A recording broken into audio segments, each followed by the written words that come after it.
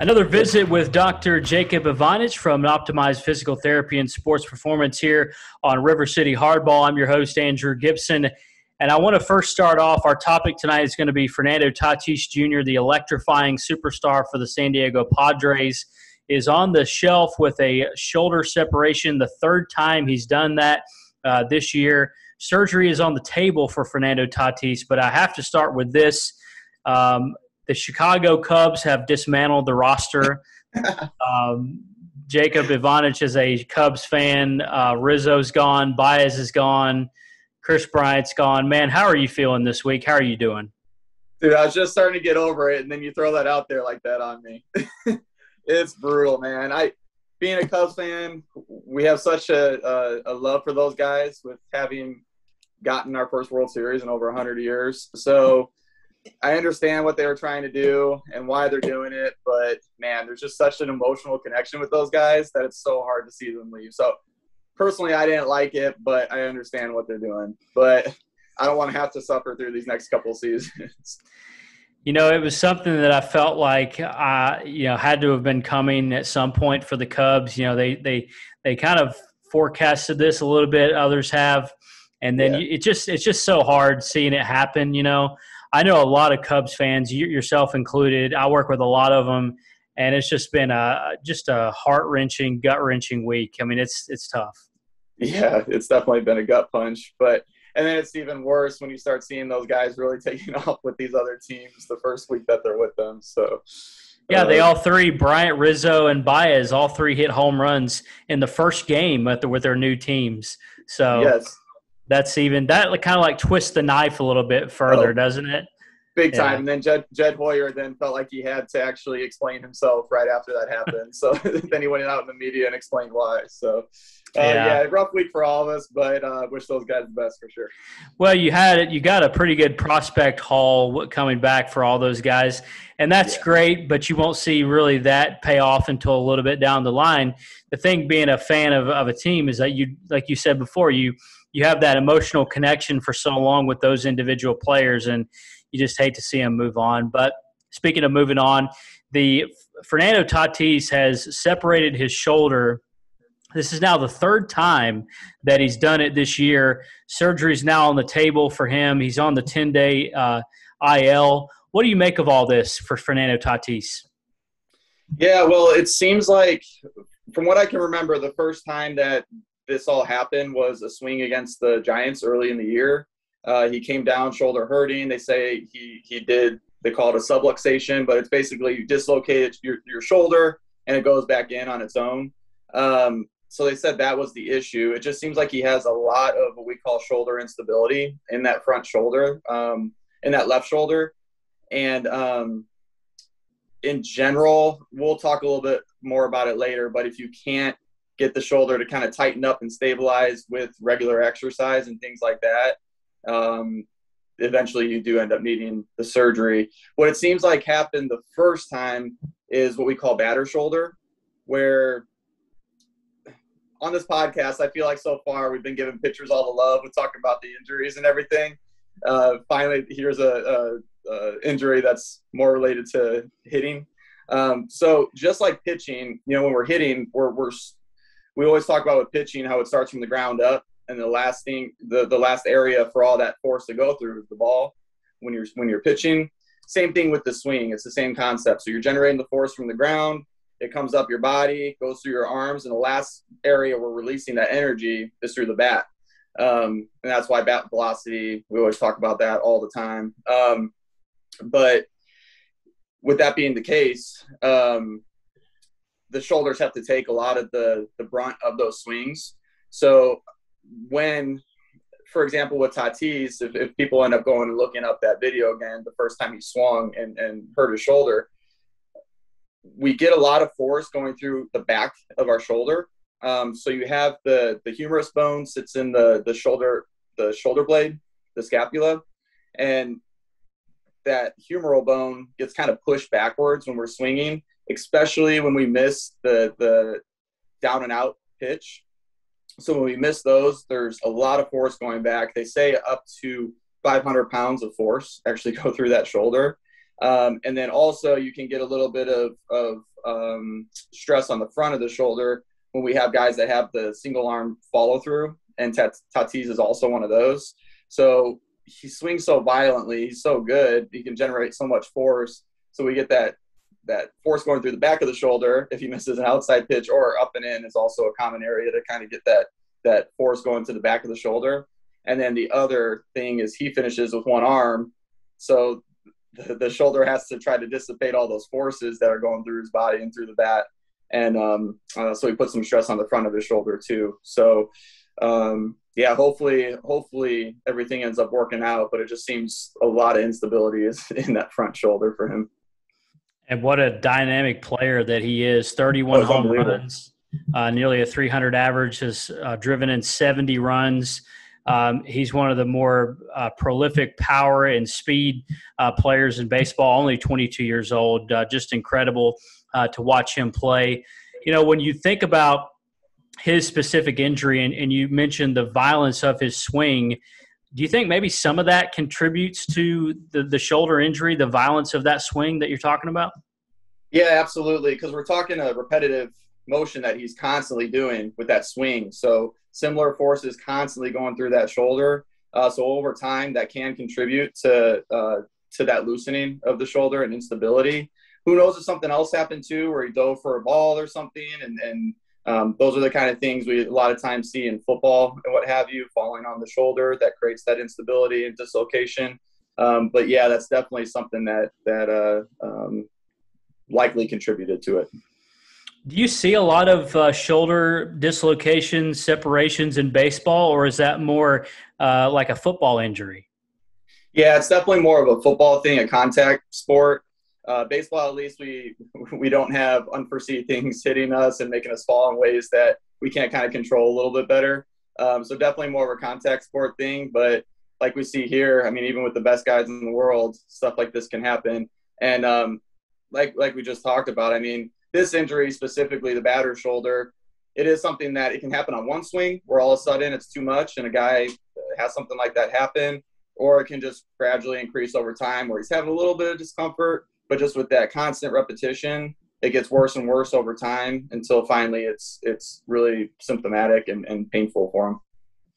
So as of right now, Fernando Tatis is going to try to, I guess, rest and rehab without having surgery. Now, they did mention that surgery is on the table for him, but what does the rest and rehab process look like with a dislocated shoulder? Yeah, I hadn't seen that yet, so I was wondering what they were going to do. If they were just – I figured with them being in the pennant race that they would try anything they could to get him back at the end of the season. So what actually happens when you have the shoulder moving around like that in ways that it's not really supposed to and dislocating, you can have a couple things happen where because that bone is shifting, we have a labrum that goes around the shoulder that basically tries to keep that shoulder in place. So it's kind of like a ring around the shoulder to keep it in place and a little bit more stable.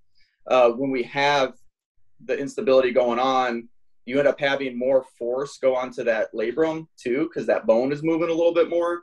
And in Tatis's case, most of the time with the batter shoulder, you're thinking that the back of that labrum started to tear. So he likely has a little bit of labral tearing in there, which only increases the instability as well. So what they end up trying to do, and the other thing too is we've talked about it a little bit in the past also, but especially with throwing, but you have a capsule that surrounds your shoulder that tries to keep everything in place too. And that's what we call like a passive structure. The muscles are the active structures that are always kind of clenching when we're moving and moving our arm for us.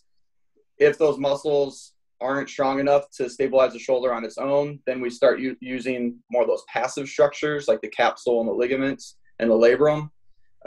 So they end up trying to basically with the rehab, yes, they'll stop him from swinging because they don't want him to do that repetitive movement. They'll try to make sure that they can kind of normalize his range of motion in his shoulder if that's been affected by this pain that's been going on.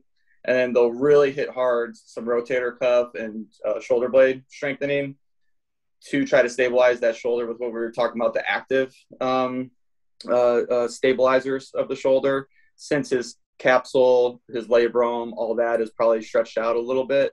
to try to stabilize that way. Once he's not having any kind of symptoms and pain, then they might go back to that, to some light hitting. Maybe they'll work on a little bit of mechanical things that you could change a little bit to decrease the force on that shoulder. Overall, so you're basically normalizing your motion. You're getting a little bit stronger. Then you try the more dynamic things like some plyometrics with the shoulder. And then he'll go into some light swinging and go on to kind of a graduated swinging protocol. And you're looking at a total of they'll give it up to 3 months to try to see if they can rehab it without having surgery. In his case, if it doesn't really work out, they might, with as much of the season left as they have in being in the pennant race, they'll probably give him a really long leash to try to do a non-operative rehab. But if it doesn't work, he'll have to end up having surgery, which extends the rehab process significantly. One would think that if it's not during this season, you would have to think that he's going to have off-season surgery on that shoulder, wouldn't you think? You would think, and that's what I was trying to think of the timelines in my head. So you're looking a lot of times at like a 5 to 6 month rehab. So if this isn't responding very well, they'll definitely want him back for the start of next season to have a really good run at it again. So we'll see how quickly they decide to switch over and just say that surgery is the option. Hopefully not. He responded pretty well the first time and was able to come back after he hurt his shoulder. But this one looked pretty bad, the way he jarred his shoulder. And it looked like it actually did dislocate the way he couldn't really move it. So, hoping the best for him. But you're looking at about 5 to 6 months extra after the rehab that they're doing right now. If he has the surgery, you're looking at an extra 5 to 6 months from that point. Personally, have you dealt with any guys that have had a subluxation of the shoulder or a dislocation? Yes, I have. And I've had some football players in the past who have had them. Same kind of thing. We just try to calm down the shoulder as much as possible, decrease the pain. Also, I've seen some I haven't really seen it a whole lot in baseball guys, but actually some of the softball pitchers I've seen, they have some subluxations going on with their shoulder when they're pitching. So with that, we do a couple tests that really put the shoulder in unstable positions. And if it's really painful or people are kind of apprehensive and try to stop you, that's showing that there's a little bit more instability than we would like in that shoulder. And then we definitely test the muscles on the back of the shoulder. If those are kind of painful when we're testing those, that makes us think that maybe there's some instability going on. It can be in the front of the shoulder too with I'm just talking about like batter shoulder. And with Tatis's instance, we'd be looking at the back of the shoulder. But depending on which way the shoulder actually dislocates, if it's like a football player or something, the most common is to have the shoulder dislocate forward compared to this instance with Tatis where it's likely more backwards. So it just depends on exactly the mechanism of the injury to where they'll have their symptoms and what we need to test. And the other thing is when they have that and everything calms down a little bit, if there hasn't been any imaging already, we really need to check that labrum. So we test that out to make sure that that's okay. So we stress the labrum and see if they're positive with that. Most of the time, if you have a dislocation, the doctors will end up having an x-ray to see if there's any fractures with the bones in the shoulder when you had that movement and the dislocation. And then a lot of times they'll also end up getting an MRI so you can see if there is something like a rotator cuff or labral issue as well. A few more moments here with Jacob Evanich from Optimized Physical Therapy and Sports Performance and his practice there. What would you advise Fernando Tatis Jr. to do? Would you tell him to rehab and see what happens, or would you put the surgery on him? Yeah, I'm always partial to the rehab side of things, of course, but this has happened so many times now in just a couple months. So when you keep having failed attempts at the rehab side and not having surgery, it's looking like it's headed in the direction where he's going to have surgery at some point. So I could see him trying to stick out this season just because they're doing so well and they're in the middle of the race, but eventually he's going to have to get it done. something I thought about too is when they do the surgery, they'll end up tightening up that capsule a little bit, likely for him. When you have guys like Ohtani, who are right-handed throwers and left-handed hitters, you have to worry about tightening down that shoulder too much if they have this kind of injury, like a batter's shoulder, because you got to make sure that you don't tighten up the arm so much that they have a hard time throwing. So luckily, Tatis, he's fine. He doesn't have to worry about that. But that's another thing you kind of have to think about if somebody out listening to this would have something like this happen. If your lead shoulder when you're swinging is your throwing shoulder, you got to make sure that you keep that motion in the shoulder to be able to throw as well. So it gets a little trickier with those situations. Yeah, we certainly wish the best for Fernando Tatis Jr., one of the most electrifying stars in baseball right now, only 22 years old, on the shelf right now with a shoulder injury. As we wrap things up tonight, tell me about what you do in partnership with DBAT, and maybe some specifics on what you do during the week. Yeah, absolutely. And before I forget too, I meant to mention that I did see a study on the shoulder instability with swinging, and it ended up showing there's not a lot of information out there because this isn't super common, but there was a study on 14 guys from split up between pro, college, and high school, and those guys ended up they had about 90% of guys return to their prior level of function for the field and return to play. Other studies have showed a little bit lesser results with getting guys back to the level that they were at, but at least the one study really did show promising results. So hopefully Tatis, and I'm sure he will be because he's a freak out on the baseball field, but I'm sure he'll end up being fine even if he has the surgery. This week at DBATS, it's been nice because it's the end of the summer, so we're kind of at a point where either a lot of guys are starting to come to us to try to maybe rehab some aches and pains that they developed throughout the season, or with some of the guys that we work with throughout the summer, we're using this as kind of a reset button where we end up retesting everything, see where they're at the end of the summer, and then reprogram for them to really see what we need to hit hard going forward into the fall. So definitely continuing the weights, but one thing I've been talking over a little bit more this week with people is starting the throwing programs after a little bit of rest. So we always need a little bit of rest during the year. We definitely shouldn't just throw constantly throughout the year. Ideally, you would give that shoulder a little bit of a break. But one of the things that'll be fun starting up here is trying to get guys a little bit more velocity for the upcoming baseball season through going over some throwing routines and some arm care routines.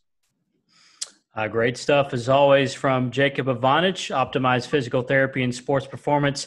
Check them out on Facebook, their website, optimizeptsport.com. Is that correct? That's the website? That's it. Yes, sir. And you can also find us on Facebook and Instagram at Optimize Physical Therapy and Sports Performance. A great conversation, as always, man. Really appreciate it, and we'll do it next week. Yeah, absolutely, Gaby. Thank you.